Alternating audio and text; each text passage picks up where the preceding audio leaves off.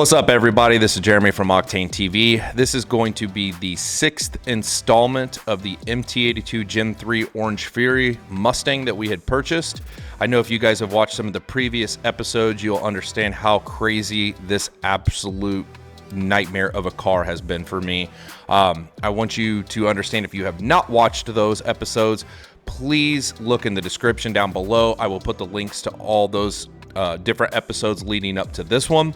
I want you guys to kind of watch them in chronological order, because if you don't, it's not going to make a whole lot of sense.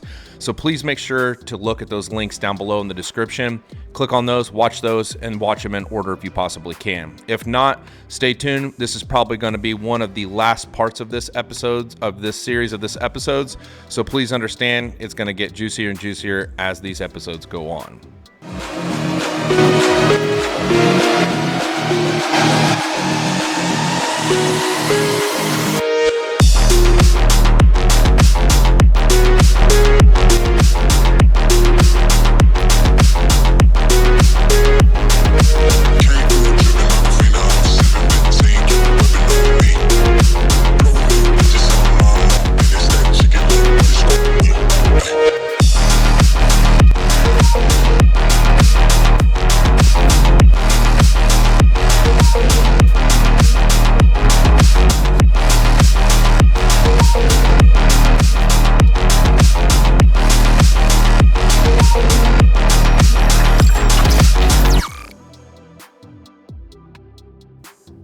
And you lied to me. You told me this car was this way. You sold me a warranty on it, saying it was this way. And then I get the car, it had already been modded, and the guy who modded it knew that there was something wrong with it, and that's why he traded it in. I know that's why he got rid of that car. So they fought with me a little bit. I got pretty upset. I'm not gonna lie to you. Like, I almost had to go to the hospital. I was so stressed out, because here I am. I've almost made 3 payments on a car. I've made 3 insurance payments, my plate payment, and my car payment. And this car is sitting in the dealership.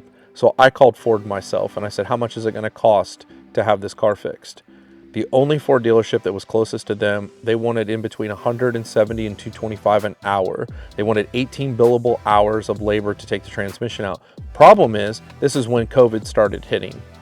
They could not get shift forks because there were so many 18 and 19s that had blown out the shift forks. They didn't have any. So the new 2020s that were coming out, they changed the shift forks. So I would have to wait 9 months to a year on the shift forks to come in, so that I could get the new 2020 shift forks that were revised and fixed, so I could put the new revised shift forks in here, so this would never happen again. I told them I was not prepared to wait a year and make a year's worth of payments on this car, and insurance payments and plate payments on a vehicle that I don't even get to drive or use. I mean, that is, nobody in their right mind is going to ever do that. They didn't even offer me a rental, a secondary car, nothing. If this was my only form of transportation, it would have been way more ugly than this. But luckily, I have another vehicle to drive. So I threatened them a few times, saying that, you know, this is going to get to legal action if something doesn't happen immediately, or you guys don't figure something out. So I was told that if I brought the car back, they would make it right. That's what they told me. So then I tried to have another conversation with the salesperson and those guys again. They told me that if I came down there and talked to them, that they would trade me in the car to get another car. They had another car down there that I liked, a Camaro. I drove all the way down there again. This is now my 3rd trip, 7 hours round trip. I even brought my mom with me, just in case if like a vehicle had to come back, that I would have somebody to bring a vehicle back so I could get the other vehicle. She takes a day off of work, goes down there with me. I take a day off of work, go down there. As soon as I get down there, and I'm not even joking with you, understand I paid $37,000 for this car. I think it was like 38, in between 37 and 38. I bought a $6,000 warranty. I financed like $43,000, $44,000 after tax and gap and all this stuff. I put money down. I think it was like $43,000, $44,000, right? I was told that, I'm not joking with you, I didn't even put 100 miles on this car. I drove all the way down there, sit in front of this guy for him to tell me, and I'm not even joking with you. I swear I almost had a heart attack right in the middle of this place.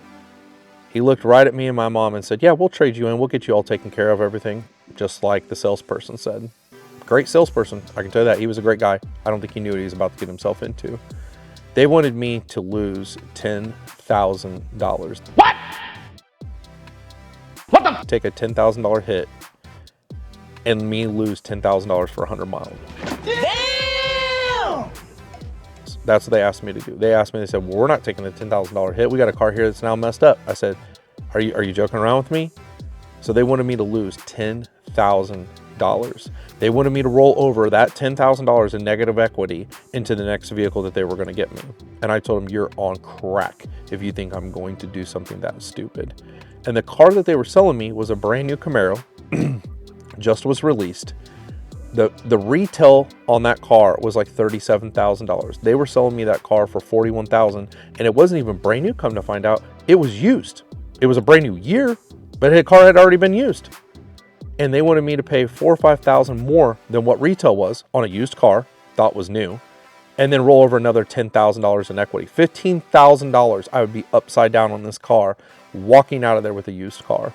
And I thought, nope, I'm not doing it. You're crazy if you think I'm going to do that.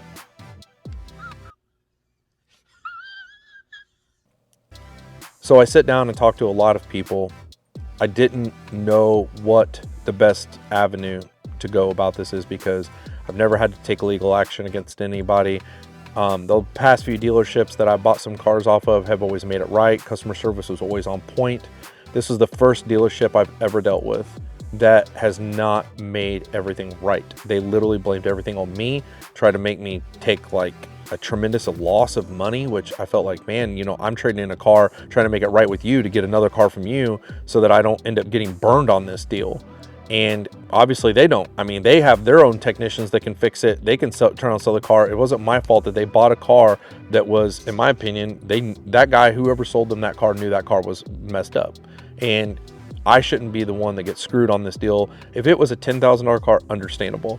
But this is a 1-year-old car that literally had less than 20,000 miles on it. And I was sold an extended warranty on top of that, told the car was legitimate and there was nothing wrong with it and there was no issues with the car and had not been modded minus the intake, which I knew when I saw that intake that the car had to be tuned. And when you put a tune on a Mustang, they will blacklist it from Ford. They will not do anything to that car.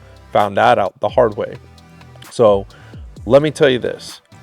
The only way I could get through, another 2 months goes by. This is now 5 months. This is month number 5. So here I am, April, May, June, July, August. August is when I'm getting them to make things right with me. My whole summer had went by. I've lost my whole summer. I was stressed out. I wasn't eating. I was completely, it's the worst point of my life I've ever been in. Especially when you spend that kind of money, you're still making payments on a car. My girlfriend, thank God, she's a lot more energetic and crazier than I am. She took it upon herself to leave a negative review on every one of the dealerships that they own, telling them the whole story. Within, I'd say a matter of 4 to 6 hours, I got a phone call from the actual owner of all the dealerships.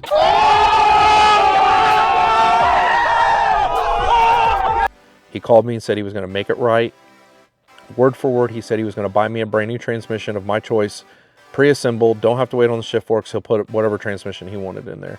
And I said, listen, a transmission for this car is going to probably be $8,000 to $10,000 because I had looking at doing a T56 swap because that was the only way to make it right. And I said, I don't really want you to spend $8,000 to $10,000 on me when you can just take the car back, do what you need to do to it, and get me this Camaro that I want. You have a brand new Camaro. Technically it's used, but it's that year Camaro. And he said, well, we could definitely do that. I said, well, I've tried that, but you guys wanted me to take a $10,000 loss and I'm not willing to make that compromise. And he said, I will make it right with you. If you buy the warranty, I will make it right with you. And I'm like, what do you mean by buy the warranty? He's like, if you buy the warranty that you bought on the Mustang, on the Camaro, I will make it right with you and you pay for the warranty in cash. I said, well, I got $6,000 in cash. I'll pay the warranty, bring you $6,000 in cash, but I want my money back on the car. He said he would do that. So he gave me my money back on the Mustang and the financing, refinanced it.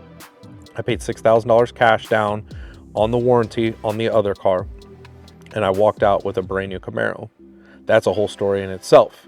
But I want to say it took 5 months, a lot of stress, a lot of money, a lot of time for my family, especially my kids, my mom, and my girlfriend had to deal with me for 4 to 5 months of being in a state of depression to where I didn't even know what I was going to do. I didn't know if I was going to do YouTube anymore. I didn't know what I was going to do because here I am paying for a car that I don't even have.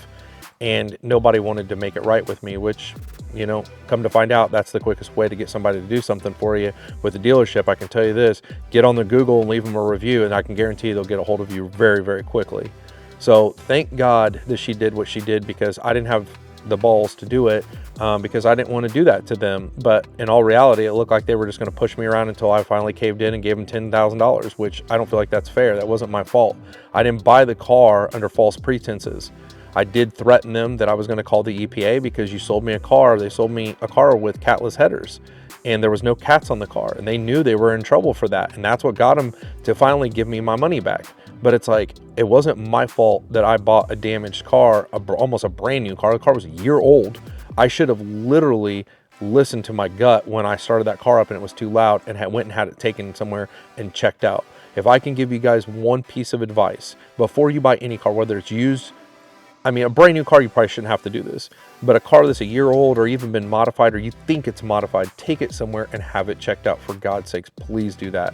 Especially by a person who, you know, if they're a Mustang guy or an LSX guy, or, you know, an import person, take it to somewhere who specializes in that type of car and have them check it out, because I can promise you it will save you a lifetime of headaches of buying these vehicles and being stuck in bad situations, because people are dumping cars left and right. So I wanted to make this video to kind of show you guys what I went through with this car. There's going to be a few videos on just this car alone, but I want you guys to understand what I went through and the pain and agony and craziness of getting this car rectified for me. But I can tell you, this was the worst one out of all of them that I bought, but it was also the worst out of, I loved the car more than anything, better than any other car I've owned. I loved it so much. And I didn't want to get rid of it, but that transmission just destroyed that car. Like, it made that car worthless to me, because if I would have bought a 10R80 car, I would have never would have had an issue with that car. But because I bought an MT82, especially that year on 18, they're just doomed. 18 MT82s, you got about a 20% chance, a 30% chance you're gonna have a bad tranny. I mean, it's just proven. Everybody time and time again on YouTube, they're buying these cars and they don't even make it 6,000 to 10,000 miles. So that's a whole video in itself, honestly. But if I can tell you guys one bit of information, do your due diligence and check these cars out thoroughly, whether it be through a mechanic or yourself or anybody. Check these cars out and do what you need to do. Don't think that you can trust these guys, because they don't know. When they take these cars in, they don't know who the previous owner was and how bad they tortured this car and damaged it. So do your research and check the car out. Please do that for yourself and for your family and for anybody else, because otherwise you're in for a lifetime of, in my word, hell.